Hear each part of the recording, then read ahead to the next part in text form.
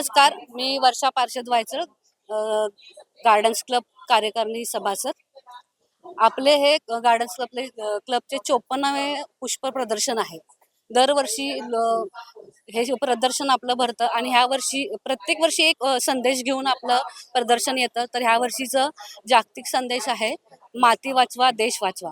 जो आपला मातीचा कस निघून चाललेला आहे, लोक रासायनिक खतं वापरत आहेत, त्यामुळं कस निघून चाललेला आहे. तर आम्ही लोकांपर्यंत पोहोचवत असतो की जे आपण घरात कंपोस्ट करतोय ते भाजीपाल्यापासूनचे कंपोस्ट तयार करा किंवा शेतांमध्ये रासायनिक खतं न वापरता सेंद्रिय खतं वापरा. हा संदेश घेऊन आपलं क्लब यावर्षी 54वं प्रदर्शन सुरू झालेलं आहे. आपल्या ह्या प्रदर्शनामध्ये विविध प्रकारची फुलं, बिया याचं प्रदर्शन असतं. तर बियांचं प्रदर्शन पण आहे.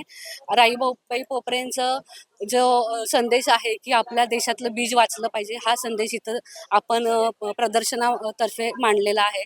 तसेच आपली जैवविविधता संपून जाऊ नये, फुलपाखरं संपून जाऊ नयेत यासाठी प्रत्येकाने फुलझाडं घरात लावावी. तर ही फुलझाडांचं प्रदर्शन आपण इथं भरवतो. विविध प्रकारचे गुलाब, शेवंती, झेंडू, तसेच विविध जातीचे झाडं, कॅक्टस ह्या प्रकारचे सर्व आपण या प्रदर्शना भरवतो. तर कोल्हापूरकर दरवर्षी आम्हाला खूप छान प्रतिसाद देतात. यावर्षी ही लोक अगदी आदल्या दिवशीपासूनच विचारायला सुरुवात केलेली आहेत. तर आज कालचा दिवस सुरुवात झालेला, आज सकाळी 10:30 वाजता उद्घाटन झालेलं आहे. आजचा दिवस 7 तारीख आणि उद्या 8 तारीख संध्याकाळी 8 पर्यंत हे प्रदर्शन सर्वांसाठी, कोल्हापूरकरांसाठी खुले राहील. धन्यवाद.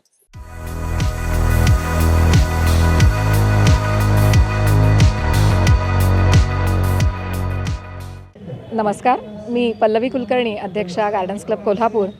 54वा पुष्प प्रदर्शन आणि स्पर्धा कोल्हापूर महानगरपालिका आणि गार्डन्स क्लब कोल्हापूर यांच्या वतीने इथे सादर करण्यात आम्हाला खूप आनंद होतो आहे. आपली माती आणि आपलं भविष्य या मध्यवर्ती संकल्पनेवर आधारित लहान थोरांना त्याच्यामध्ये इन्व्हॉल्व करण्यासाठी, हा संदेश त्यांच्यापर्यंत देण्यासाठी आपण इथे विविध प्रकारच्या स्पर्धा आणि वर्कशॉप्स ही आयोजित केलेली आहेत. ज्यामध्ये लहान मुलांसाठी ड्रॉइंग कॉम्पिटिशन, पथनाट्य स्पर्धेमध्ये आणि ड्रॉइंग कॉम्पिटिशनमध्ये वयाची अट आपण घातलेली नाही आहे आणि त्यालाही विषय आपली माती, आपली माणसं किंवा सॉईल स्टोरीज, गोष्टी मातीच्या असे विषय आपण दिलेले आहेत.